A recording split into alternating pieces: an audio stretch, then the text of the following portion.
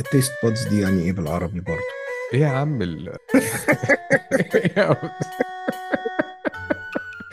تيست ايه بودز درس دي اللغة بالعربي العربية اللي يعني انت ايه؟ مدخلها فينا؟ لا يا عم لا، ليه؟ ما احنا عايزين برضو نفهم يعني مناطق ايه. الحس.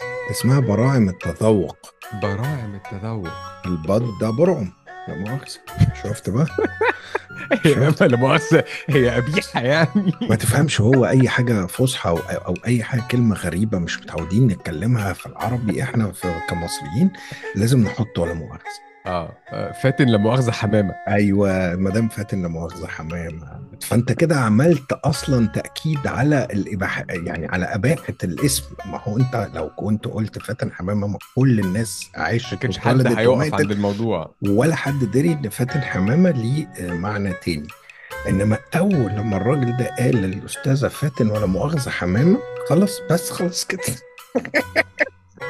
خربت. خربت، صح.